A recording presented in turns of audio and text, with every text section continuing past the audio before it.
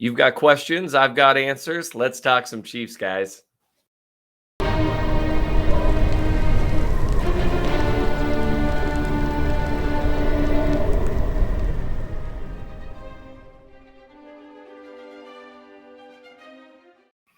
Welcome to the Chief of the North Mailbag Thursdays. It's a special Mailbag Thursday because the Chiefs play tonight, which means two things. One, that's awesome. And two, this is going to be a little bit of an abbreviated version. So I'm going to get through the housekeeping stuff real quick first. Thank you to everyone for the mailbag questions. I really appreciate them. I'm going to try to speed through as many of them as possible. It's not always possible to get to all of them every week. Remember, every Wednesday I will put out a tweet that says mailbag in all caps. And you can reply to that for mailbag questions, or you can reply in the comments below, not the live stream comments. While this says live stream, it's early. That's why I haven't shaved. And I look like a junior hire who hasn't shaved right now. This is recorded a little bit earlier, so I'm not seeing the live stream. Plus, it's just too tough to parse through that later on. But if you put it in the comment section down below, I will answer that. I think those are the only housekeeping things. Oh, and before we even start with the mailbag stuff today, as you all know, there's been a lot of conversation about Patrick Mahomes this week. One of the things that I do want to say before we even get started, if you haven't seen it yet, everyone probably saw that Patrick Mahomes was graded out as, the eighth best or whatever it was, quarterback by Pro Football Focus. By the way, there's a lot of people that work at Pro Football Focus that I respect. I appreciate that they look at every single snap. So anything that I say that's different in opinion, these things are subjective a lot of the time. I mean, that said, I'm always right. But if you haven't yet, you can check out on the Chief of the North newsletter Substack, the week 1 film review. I unlocked it for everyone. So if you want to go take a look at it, you should. I did my usual, man, this was such a pretty throw. Unbelievable. The being able to do this with the pressure coming in, he has to hang on to it for an extra split second so Fortson can make it all the way across the formation. And then he has to hang it up without really stepping into it because he's got that pressure incoming. Unbelievable throw. Anyway, I did my usual charting of every snap, looking at various things that examine how a quarterback actually played, trying to find, accuracy, how many plays he had multiple reads, how many great throws he had, how many yards he created, whether he ever had happy feet in the pocket, missed shots, all that fun stuff. But I also, this time, I'm sorry, this is one of the prettiest throws of the day. And we can maybe talk about that at some point. But dropping this into that bucket, he could have run down the field, placed it in his hand. It would have been the same thing. It's probably my favorite image of the week. And the other thing that I did just to, you see right what it says here, Mahomes week 1 spreadsheet snaps. I did something new and different for this week only, just to talk about, and you're not really going to be able to see it here because of the size of things. The way Pro Football Focus grades things is on a scale of -2 to +2 in 0.5 increments. And so I looked at every snap utilizing the same methodology and just published it and just showed a quick, number 1 is 0. There was a handoff. Number 2 is a +0.5 because he escapes pressure and scrambles for a first. You get the idea. The basic idea was to try to figure out exactly what was happening on every single snap and just share it. And I always do that anyway, but this time I figured I'd quantify it in the same way they do so people could get a second point of view as to what I found. That's all in the article. Anyway, that was kind of the topic of the week. So I want to make sure that I covered that right away. Let's get right into mailbag questions. I'm going to be starting with the ones from last week's comment section, starting with from Lev Mass. We had multiple good ones last week, and we're going to start with a fun one, at least if you're a nerd. I'm a nerd, so. Lev asks, Seth, if one of our players was chosen to help the Fellowship bring the ring to Mordor, who is the most likely not to be corrupted by the ring and help Frodo finish the mission? I gave this more thought than I should have, and I'm ashamed to say that. I ruled out Patrick Mahomes. Too much like Gandalf, he would use the ring in a desire to do good. Ruled out Travis Kelce. Too much like Boromir. Hero of men, but he's definitely like a hero of men type guy. He would eventually be corrupted by the ring. There's just a few too many style points with him. I thought about multiple guys on the defense. They just don't get you there. It's just not quite there. So I ended up with 2 possibilities, and I'll give you my reasons why very, very, very briefly. The first one was Nick Bolton. Why Nick Bolton? Because he's a big picture guy. He's just dead set, focused on the mission only, and he's a killer. He's Legolas. That said, Still not your guy. Your guy is Creed Humphrey because he's loyal, he's a helper, never seeking his own glory, and he's tough as nails. Creed Humphrey is Samwise. So I'm glad that we could accomplish that together. The judge asked, "What's your take on the Cowboys left tackle situation?" It ain't great. That's going to be a short term. Generally speaking, on non-Chiefs questions, I'll kind of gloss over them. They're in a tough spot where they're trying. They got a guy that they could put out there that they really don't want to put out there yet, and they lost their. You see what can happen to a team when their left tackle situation goes very askew. And you can see part of why the Chiefs first made that offer to Trent Williams and then why they traded away for Orlando Brown to make sure they weren't in that no man's land at left tackle. Bradley Havens asks, what teams do you find yourself rooting for besides the Chiefs? After that amazing playoff game, I can't help but root for the Bills as long as they're not playing the Chiefs or affecting the Chiefs playoff seeding. Being where I am up in Minnesota, I'm a Vikings secondary kind of fan because so many people I care about, my dad, my older sister, Sarah. My older sister Hope's a huge Chiefs fan. Sarah, she's a Vikings fan. What can you do? There's always one bad seed with every group. So my brothers-in-law are both Vikings fans. I mean, a lot of people I care about are Vikings fans. So I honestly, one day before, it's all said and done, I'd really love for the Vikings to win a Super Bowl just because, my dad almost cried when the Chiefs won the Super Bowl because he was so happy for me. I'd love to see it happen for them and for him. He cried during the Minneapolis Miracle. Basically, grown men cry during football. And it's okay. I cried when the Chiefs won the Super Bowl. So it's the Vikings for me. And then generally, I just like watching good football. Buzz Jordo asks, do the Chiefs focus on offense or defense in the 2023 draft? What specific positions? Thanks, Seth. I really like your work. Hey, thanks, Buzz. I appreciate that. I think the 2023 draft, there's a little bit of TBD there because they're going to want to see how the guys they took in 2022 pan out. Most of them had a really great first week and a really great preseason, but you really need to see how it plays out over the entirety of the year. Is McDuffie able to get back on the field? That injury was unfortunate. He was playing awesome. Is he able to get back on the field and be as productive as he was? Does he struggle with some injuries? Because that's going to matter.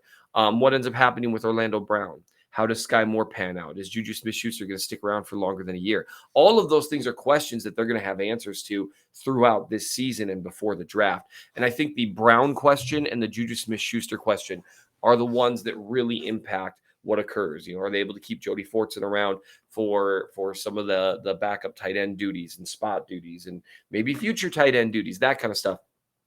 I think the sense that I would get, they did use the 2022 draft for a big defensive turnaround. I'm guessing 2023 would be more balanced. I think they'll probably be looking at receiver unless Juju signs a long-term deal. And they may be looking for a new left tackle. It just depends. And that's not a denigration on Orlando Brown. It's just the fact of where things are going to be at in terms of what he's looking for versus what they're able to pay him. Another mailbag, is Petty Pat the best thing ever? Also, who was he yelling at when he said that's 4 while holding up 4 fingers and back him to the sideline after the 4th TD? I don't know what that was a reference to. I think that might have just been him, yelling about 4. I think that might have been actually about 4 touchdowns, unlike last time. And yes, Petty Pat is the best thing ever. I always enjoy watching him get petty and find things to get, to utilize his motivation. Bucco 17 asked, pick one Chiefs player from the past to add to this current roster. Jared Allen over Frank Clark, Willie Rofe over Wiley, Tony Gonzalez over Fortson, Priest Holmes over Clyde. That's a really tough one.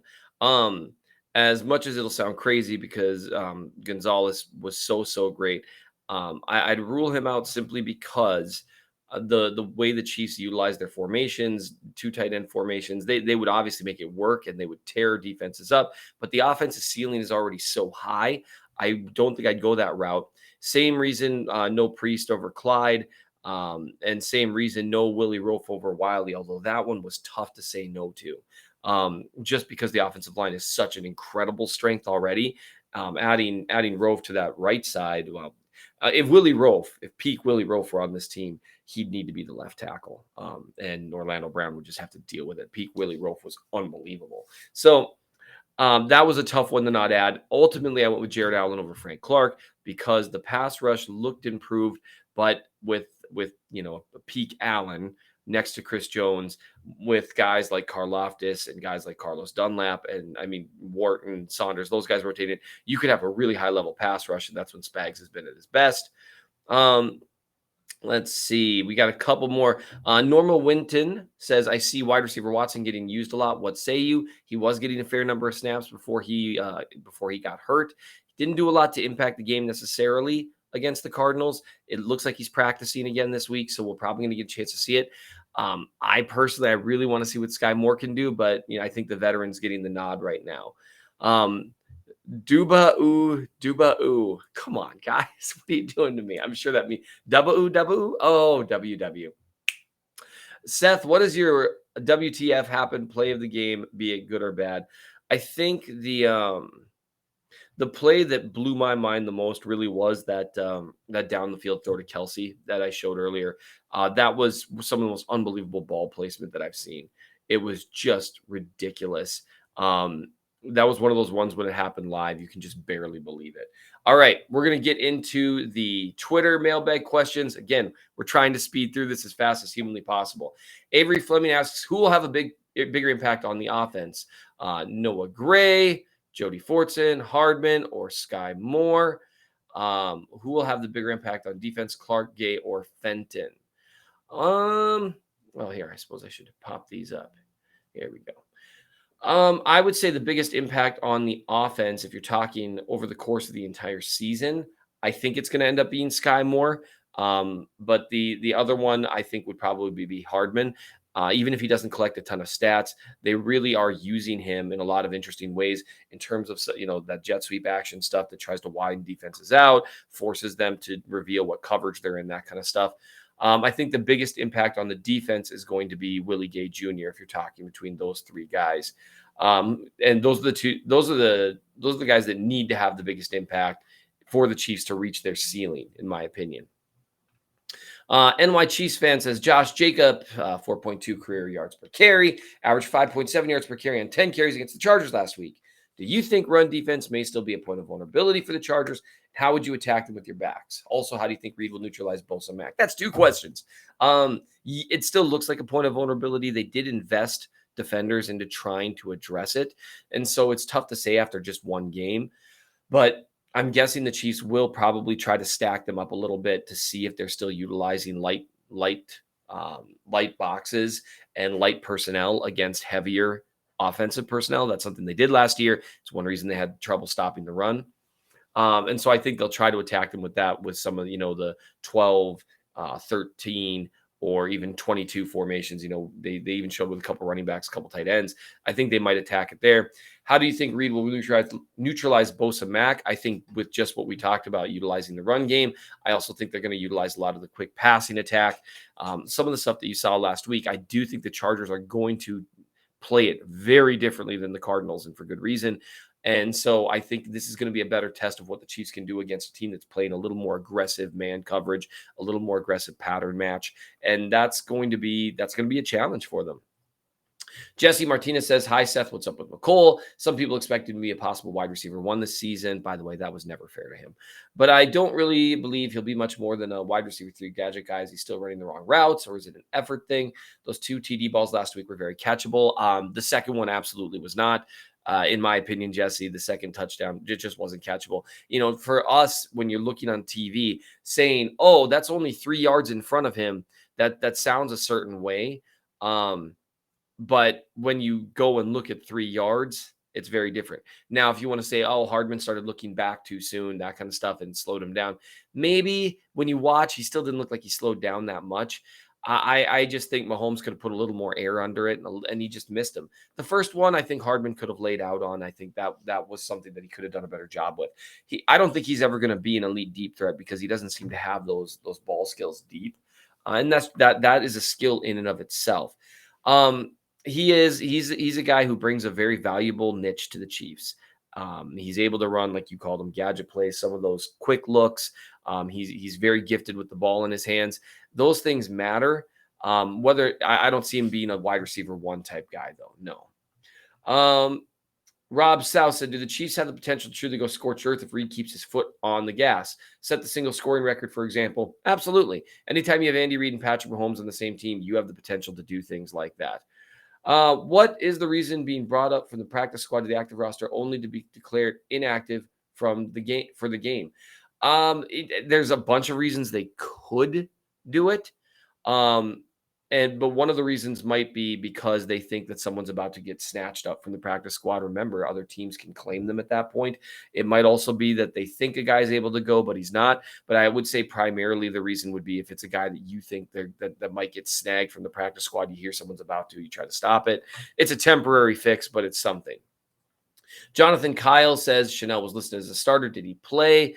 If so, do you know what role and if he did well? He played limited snaps. I think he only played a dozen-ish snaps. He's listed as a starter because he's the starting Sam linebacker, which without I don't want to get too deep in the weeds there. It's the third linebacker role, usually playing closer to the line of scrimmage. There are some coverage responsibilities there too, although not the way they're having Chanel do it right now. And so he is technically a starter, but he's going to play limited snaps because the Chiefs are usually in nickel or dime and they're pulling that linebacker off the field. So it's kind of like the opposite of how your third cornerback technically isn't a starter, but he plays a ton of snaps. At this very moment, can you recall the term, just a Chiefs fan, at this very moment, can you recall the term that relates to jumbo shrimp? Yes, oxymoron. That is a callback to Time SARS, and it almost got me. That would have been unfortunate. Poor Josh was trying to think of the term oxymoron, and Nate and I were absolutely no help to him whatsoever. Lloyd asks, who is your most underrated player on offense and on defense?